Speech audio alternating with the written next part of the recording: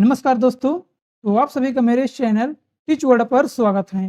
तो आज के ये हमारा टेस्ट सीरीज नंबर 18 है फ्रेंड्स, जो आपके छत्तीसगढ़ पुलिस भर्ती के लिए मोस्ट इम्पोर्टेंट साबित होने वाले हैं। इस वीडियो में हम छत्तीसगढ़ सामान्य ज्ञान के बारे में मोस्ट इम्पोर्टेंट एमसीक्यू को कवर करने वाले हैं। और इस सेशन में दोस्तों हम लगभग 20,000 अधिक एमसीक्यू को कवर करने वाले हैं, जो आपके छत्तीसगढ़ पुलिस भर्ती के लिए बेहतरीन क्वेश्चन साबित होने वाला है फ्रेंड्स। अगर आप 2025 में अपने आप को वर्दी में देखना चाहते हैं फ्रेंड, तो हमारे इस सेशन के साथ जरूर जुड़े रहिएगा, क्योंकि हमारा ये सेशन दोस्तों यूट्यूब पर डेली 6 बजे स्टार्ट हो जाता है। तो जरूर जुड़िएगा, क्योंकि फ्रेंड ये जो मैं एमसीक्यू का सीरीज लाया हूँ, ये पिछले ईयर्स का क्वेश्चन है। और इसके अलावा जितने भी क्वेश्चन बन सकते हैं, कैसा कैसा क्वेश्चन पूछे जाने की संभावना है, उसको भी मैं यहाँ पर ऐड किया हूँ। तो आपके लिए मोस्ट इंपॉर्टेंट होने वाला है, तो जरूर हमारे चैनल के साथ बने रहिएगा। तो चलते हैं दोस्तों हम अपने टॉपिक की ओर। देखिए फ्रेंड, सबसे पहला हमारा प्रश्न है, 1869 के बंदोबस्त के समय सामान्य काश्तकारों का क्या कहा जाता था? 1869 के बंदोबस्त के समय दोस्तों जो सामान्य काश्तकारों को क्या कहा जाता था? तो इसे इच्छाधीन काश्तकार कहा जाता था। क्या कहा जाता था? इच्छाधीन काश्तकार कहा जाता था। ऑप्शन नंबर ए हमारा करेक्ट है। अब इसको हम थोड़ा डिटेल में देख लेते हैं। 1869 के बंदोबस्त के समय सामान्य काश्तकारों को इच्छाधीन काश्तकार कहा जाता था। अंग्रेजों के समय छत्तीसगढ़ को राजस्व की दृष्टि से 3 भागों में विभाजित किया गया था। कितने भागों में विभाजित किया गया था? 3 भागों में विभाजित किया गया था। कौन कौन सा है? एक खालसा क्षेत्र, दूसरा है जमींदारी और तीसरा है तहूदारी। खालसा भूमि के किसान गौटियों के माध्यम से सीधे सरकार को भू राजस्व अदा करते थे। ठीक है फ्रेंड्स।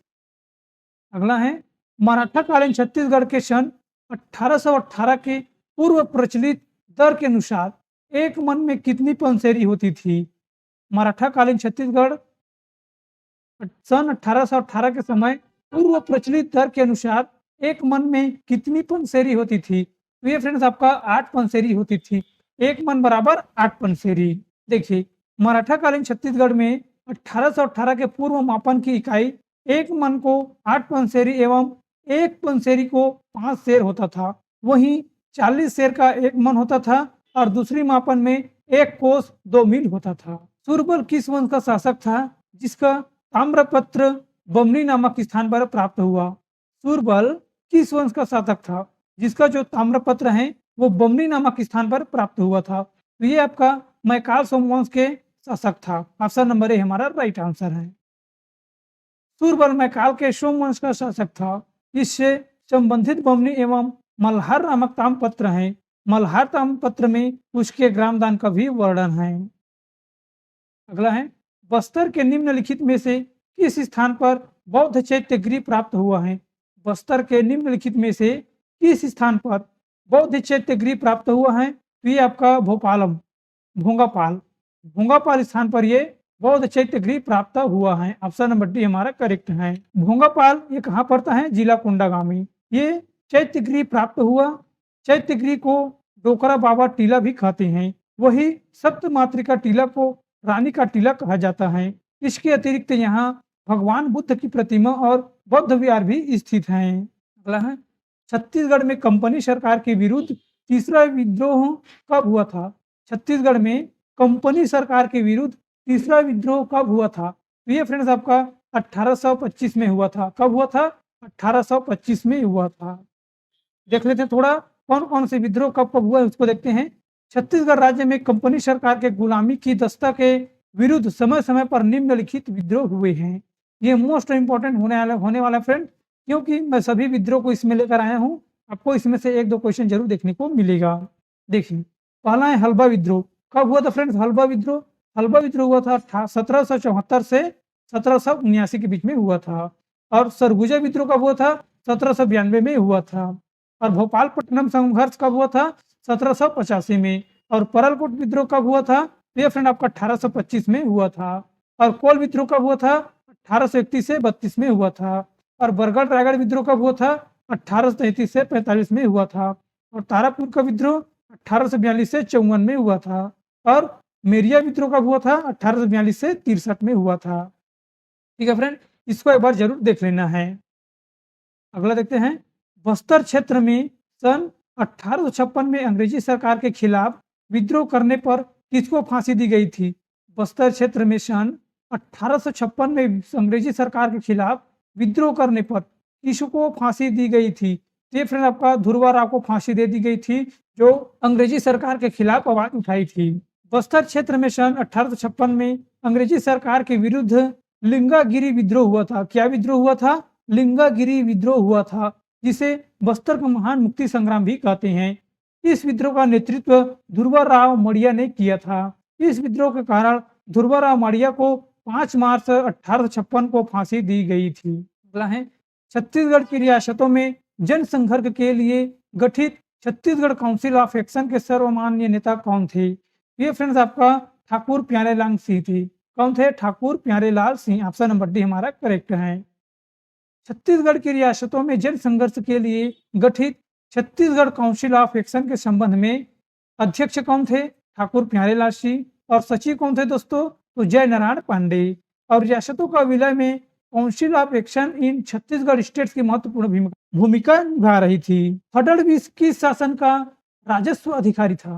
तो ये आपका मराठा शासन का अधिकारी था। कहाँ का था? मराठा शासन का। फडणवीस मराठा कालीन राजस्व अधिकारी था, जो परगने में होने वाली संपूर्ण आय और व्यय का वितरण रखता था और इसकी सूचना वह कमावीसदार को देता था।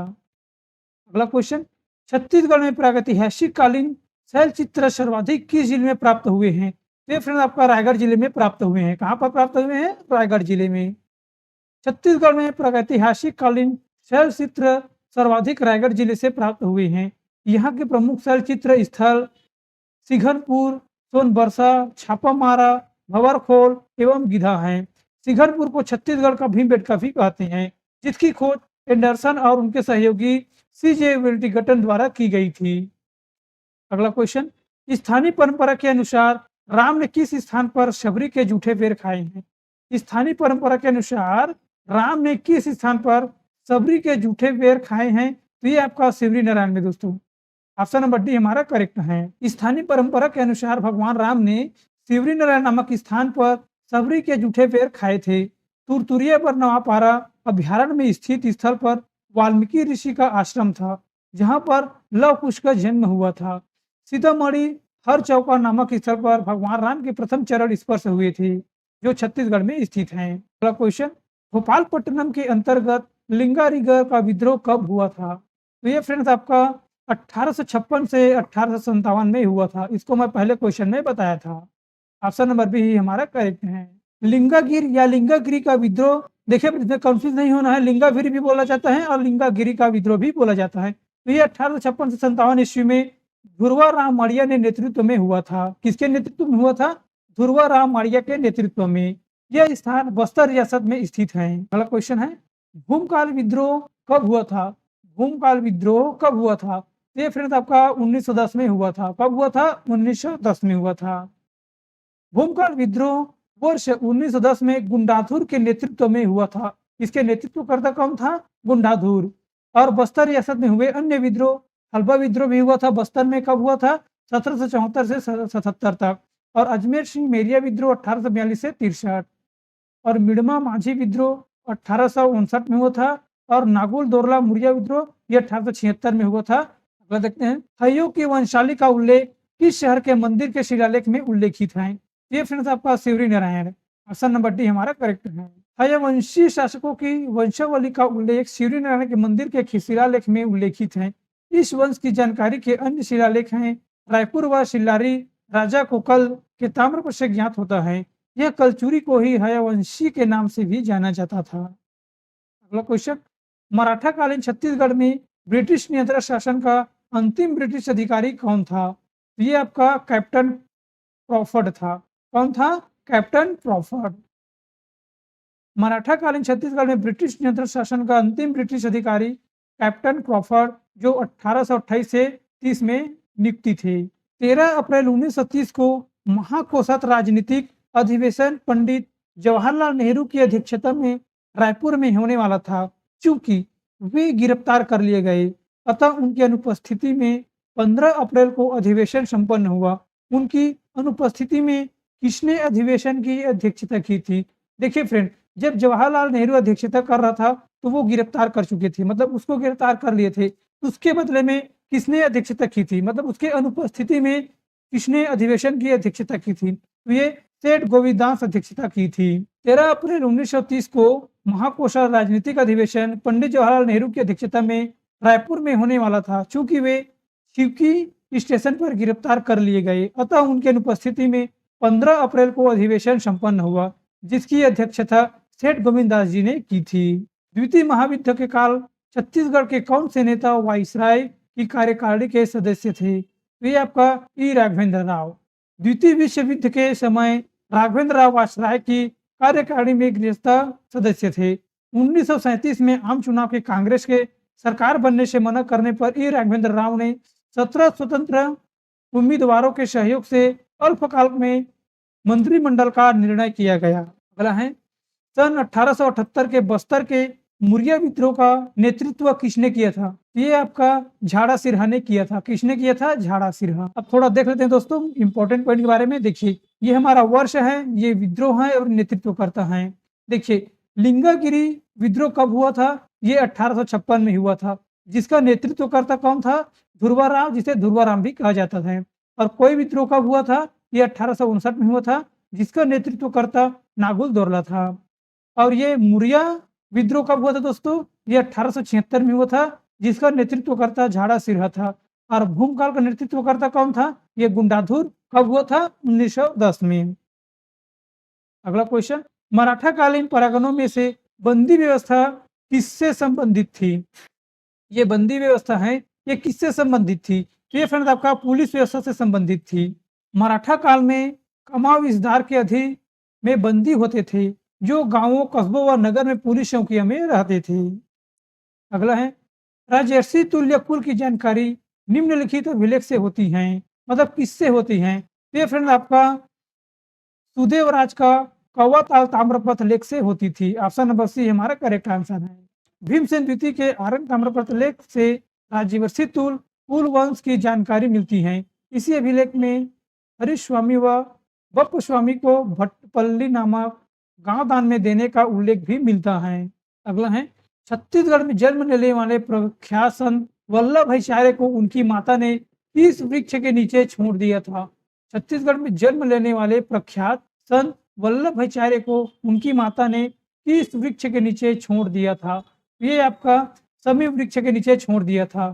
ऑप्शन नंबर ए हमारा करेक्ट आंसर है। अगला है, दिसंबर 1935 को रायपुर में हुए शिक्षकों के वार्षिक सम्मेलन का उद्घाटन निम्नलिखित में से किसने किया था? ये फ्रेंड आपका डॉक्टर राजेंद्र प्रसाद ने किया था। किसने किया था? डॉक्टर राजेंद्र प्रसाद। अगला है, भारत छोड़ो आंदोलन के दौरान नागपुर के सरकार भवन पर तिरंगा झंडा फहराने वाले छत्तीसगढ़ के युवक का नाम क्या था? ये फ्रेंड आपका Thakur Ramakrishna. Option number C हमारा राइट आंसर है। रघुवंशी अंतरवर्मन चोड़गम को किस कलचुरी राजा ने पराजित किया था? ये फ्रेंड आपका रत्नदेव द्वितीय ने किया था। किसने किया था? रत्नदेव द्वितीय ने। कलचुरी शासक रत्नदेव द्वितीय ने उड़ीसा के गंगवंशी शासक अनंत वर्मन चोड़गम को शिवरी नारायण के समीप हराया था, जो कहाँ का है दोस्तों? जांजगीर चांपा का। अगला है, सूबेदार श्री विठल दिनकर का कार्यकाल कितना था? तो इसका कार्यकाल था 1790 से 1796। ऑप्शन नंबर सी हमारा राइट आंसर है। अगला है, सूबेदार विठलराव दिनकर का कार्यकाल 1790 से 1796 ईस्वी तक रहा है। इन्होंने अपने शासनकाल में छत्तीसगढ़ को 27 परगनों में विभाजित किया गया था। अगला है, दमोदर नाला चट्टान लेख में लिखा हुआ है कि राजकुमार वर्दत ने 1000 गाय दान में दी थी।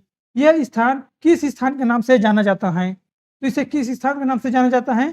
तो इसे दोस्तों गुंजी ग्राम शक्ति के नाम से जाना जाता है। ऑप्शन नंबर सी हमारा करेक्ट आंसर है। अगस्त 1942 को भारत छोड़ो आंदोलन के सिलसिले में बिलासपुर में निम्नलिखित में से किन नेताओं को गिरफ्तार हुई थी? मतलब किस किस नेताओं को गिरफ्तार किया गया था?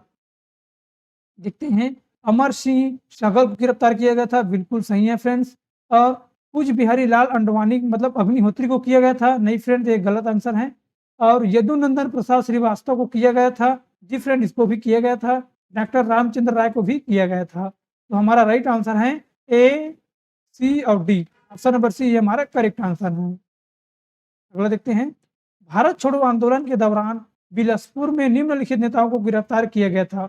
अमर सिंह सहगल, यदुनंदन प्रसाद श्रीवास्तव, डॉक्टर रामचरण राय, जबकि कुंज बिहारी लाल अग्निहोत्री को मलकानपुर रेलवे स्टेशन से गिरफ्तार कर नागपुर जेल में बंद कर दिया गया था। ठीक है फ्रेंड्स, अगला है, निम्नलिखित में से कौन सी छत्तीसगढ़ी में हयवंशी की राजधानियां थी, मतलब कलचुरी शासकों की राजधानी थी?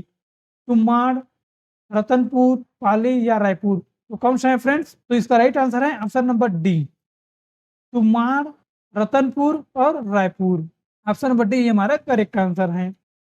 अगला क्वेश्चन, परगना पद्धति के अंतर्गत छत्तीसगढ़ में प्रांतों को परगनों में विभाजित किया गया था, जिसका आधिकारिक निम्नलिखित में से कौन था? ये फ्रेंड्स आपका सूबेदार। ऑप्शन नंबर बी ही हमारा करेक्ट आंसर है। तो आज की सेशन में बस इतना ही फ्रेंड्स, और आप लोगों के लिए मैं एक क्वेश्चन का टेस्ट लेकर आया हूं, जिसका आंसर मुझे कमेंट सेक्शन में देना है। छत्तीसगढ़ के निम्नलिखित किन परगनों और जमींदारियों में स्टेट कांग्रेस के तत्वावधान में 1838 से 39 ईस्वी में जंगल सत्याग्रह हुए थे? छुई खदान, कवर्धा, बदराटोला, राजनांदगांव या कांकेर? तो इसका आंसर दोस्तों मुझे कमेंट सेक्शन में देना है। और ये सेशन आपको कैसा लगा है, इसका फीडबैक भी हमें जरूर देना है। और आपसे यही रिक्वेस्ट है फ्रेंड, अगर आप हमारे चैनल के साथ नहीं जुड़े हैं तो जरूर जुड़िएगा, सब्सक्राइब कर दीजिएगा, ताकि आपका जो टारगेट है वो कंप्लीट हो सके। ठीक है फ्रेंड्स, तो आज की सेशन में बस इतना ही। मिलते हैं अगले वीडियो पर। Thank you and so much.